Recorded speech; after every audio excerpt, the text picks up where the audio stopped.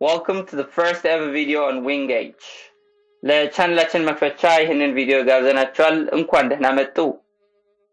ስለ ቻናላችን ትንሽ ማነብ ከፈለጉም about ከምትለዋን ሜኑ ስር ይመልከቱ። እግረ መንገዶ ላይ ደግሞ ሰብስክራይብ ማድረግን እንዳይረሱ። ኖቲፊኬሽን ደወሏን ጫን ካደረጉ በቀጣይ ለምንጭናቸውን ቪዲዮዎች ታስታውሶታለች። Between 2004 and 2008, I unsuccessfully tried to get into the Kenyan music industry. But the recurring answer from producers was I was not Kenyan enough. Meaning what? I didn't sing fully in the slang derivative of Kiswahili, and I didn't sing enough party tracks, so they said Kenyans wouldn't listen to a Kenyan who sounded like me. This idea of otherism, the exclusion of a person based on their perceived deviation from the norms, goes to the root of the problems in Kenya, and it runs deep.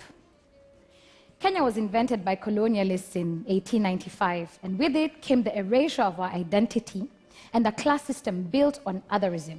So by 1963, when we received our independence, these ideas had already become the new normal. Now, we've tried a lot of different ways to move forward since. We have a common language, currency, infrastructure, basically all the things that make a country a country. But all these efforts at nation building do not go to the heart of the matter, which is this: we cannot build what we do not truly love, and we cannot love until we love ourselves. The thing we have to heal as Kenyans is our lack of self-love, our deep self-hate, and our existential identity crisis. And this is the work of nation building that only the creative industry can do. The idea that Kenya can only include some of us led me to found a music festival in 2008 called Blankets and Wine, to give a platform to myself and other misfits. 10 years later, we've programmed over 200 bands and put at least $100,000 directly into the hands of artists and managers, who have in turn spent it on technicians, rehearsals, music videos, and other things along the music value chain. Our platform has allowed for multiple Kenyan identities to exist, while inspiring the industry to discover and engage the wide variety of Kenyan music. What we do is necessary, but insufficient, and we must urgently pivot into a live music circuit. But there are other ways music can help heal the nation. According to a 2018 State of Media report, traditional radio is still by far the biggest distributor of ideas in Kenya, with 47% of Kenyans still choosing radio first. This presents an opportunity.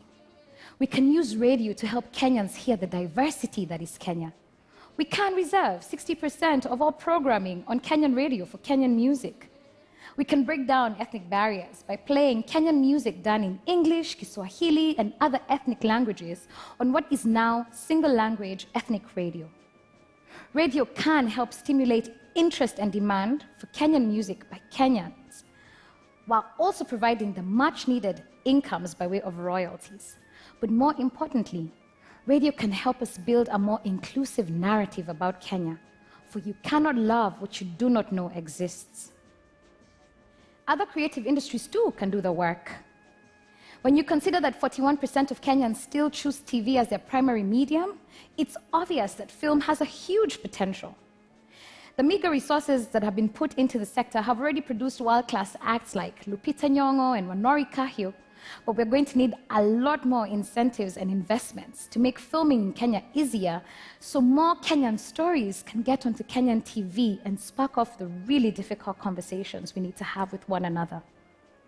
We're going to need to grow a lot more homegrown stars, so we can reverse the idea that we have to blow up abroad before we get the acceptance and validation of home. Fashion too can do the work. We need to make it possible to affordably mass-produce Kenyan clothes for Kenyan consumers, so we don't all have to rely on second-hand imports.